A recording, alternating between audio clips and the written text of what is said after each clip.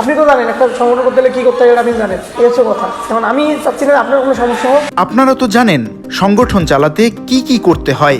বৈষম্য বিরোধী ছাত্র আন্দোলনের রংপুর মহানগর শাখার মুখপাত্র নাহিদ হাসান খন্দকারের এমনই চাঁদা দাবির একটি ভিডিও সামাজিক যোগাযোগ মাধ্যমে ছড়িয়ে পড়েছে।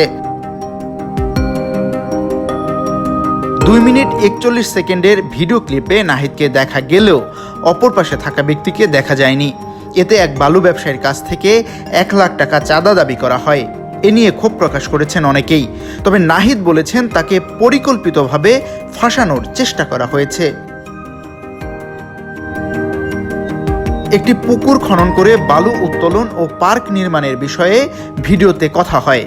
নাহিদকে উদ্দেশ্য করে এক ব্যক্তি বলেন, তুমি যদি বলো সেখানে বালুর ব্যবসা হচ্ছে তাহলে সেটা বন্ধ করে দেই, 1 লাখ টাকা দিতে পারবো না, 5,000 টাকা দিচ্ছি। সে সময় নাহিদ বলেন, ব্যবসা আপনি বন্ধ করবেন কেন?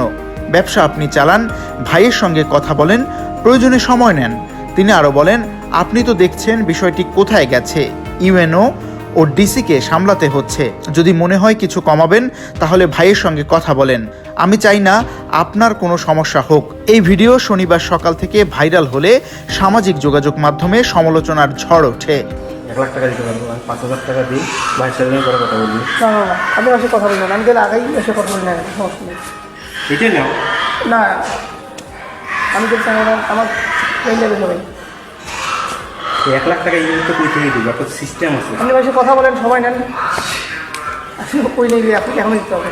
একদম সবার ওখানে কর্মসংস্থান বেরিয়ে যাচ্ছে, সেখানে যদি একটা বাধা বিঘ্নি আসে, না ভাই আমাকে বাধা দিব না। তাহলে সরকার সিরিজটা কি হলো ইয়ে কি হতো না, আমরা তো আমরা বলছি আমরা তো ভালো হয়ে যাই, তোমরা তো সহযোগিতা করো, তোমরা যদি এখন এই রিক্সটা নিয়ে এ বিষয়ে জানতে মোবাইল ফোনে কল করা হলে নাহিদ বলেন, রংপুর নগরীর কাজিরহাট এলাকায় একটি ইকো পার্কের নামে অবৈধভাবে বালু উত্তোলনের খবর পেয়ে আমরা 4 জন সেখানে যাই। আমার উপস্থিতি দেখে বিএনপির রাজনীতিতে জড়িত বেলাল নামে এক ব্যক্তি নগরীর শিমুলবাগ কমিউনিটি সেন্টারে আসতে বলে। আমি সেখানে গেলে তারা বিভিন্নভাবে আমাকে টাকার অফার করছিল, যা ভিডিওতে দেখা যাচ্ছে। আমরা যাতে তাদের ব্যবসায় হাত দিতে না পারি সেজন্য আমাদের ফাঁসাতে তারা এই কাজটি করেছে।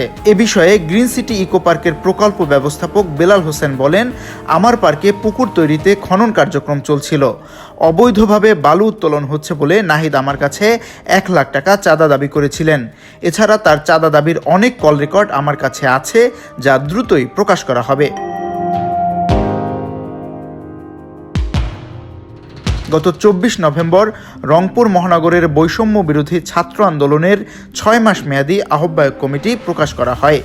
এতে Rangpur institute of information and টেকনোলজির শিক্ষার্থী নাহিদকে মুখপাত্র করা হয়। বিশাল নিউজ ডেস্ক।